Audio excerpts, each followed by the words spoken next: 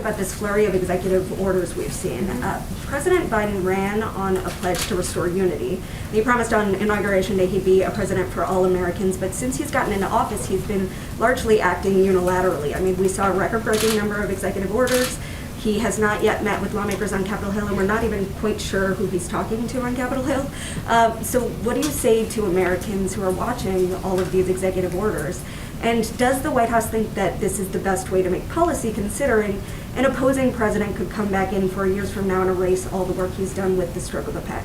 Well, first, the president put forward a large and bold COVID relief package, $1.9 trillion, that is meant to address the challenges the American people are facing and the dual crises that that the country is facing, from the pandemic to an economic recession as a result. That package has the support of the majority of Americans, according to every poll that we have seen publicly released. So I would say first that part of unifying the country is addressing the problems that the American people are facing and working to reach out to Democrats and Republicans to do exactly that. And that's exactly what he's doing. He's had calls with Democratic and Republican members of Congress, many of them.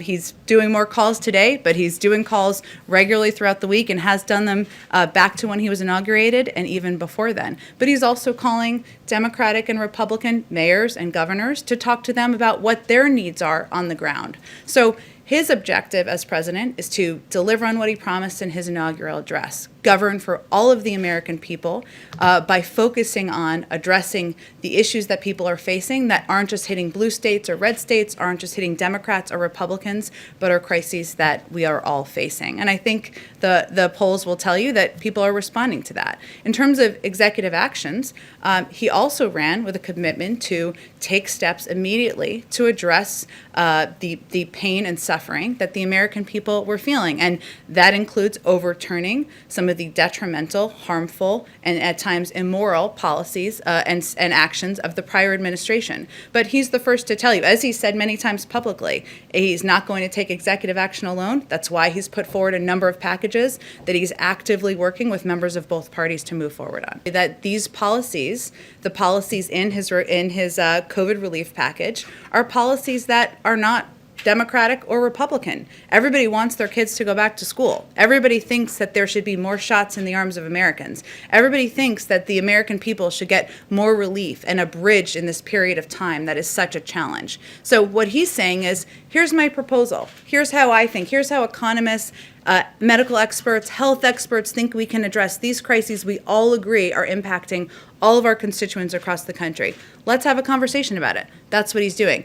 At the same time, he's not going to delay action that would help bring relief to the public and help bring access to affordable health care to the American people, help ensure women have access to reproductive health as well. So, there are a lot of steps he's taken over the past couple of weeks. He's not going to delay actions that require immediate action, that he can bring that relief immediately, but he's also going to work with Congress. He's proposed multiple bills to do that.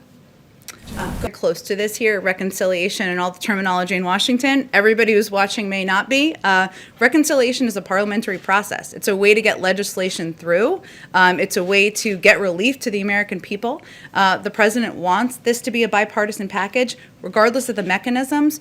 Republicans can still vote for a package, even if it goes through with reconciliation. There's no blood oath anybody signs. They're able to support it regardless. And he wants this to be a bipartisan package. He's listening to Democrats and Republicans. We all are, to ensure that that's what it looks like at the end of the day. But it doesn't seem I don't think that's true. We refute that notion. These challenges that the American public are facing are urgent.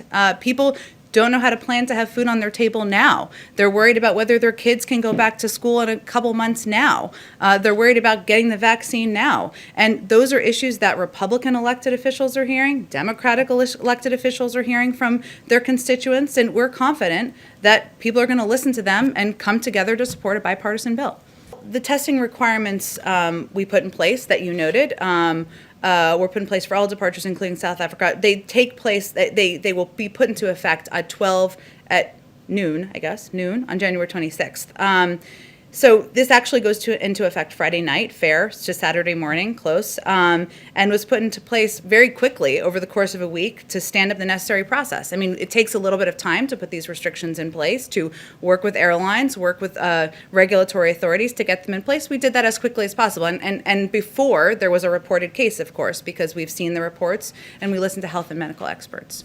Well, we're not quite there. That's getting us a few steps ahead of where we are now. He continues to believe that this should be, and will be a bipartisan bill that receives support from Democrats and Republicans. And he's having conversations with and listening to leaders and members of both parties to assure that we get to exactly that place. But if we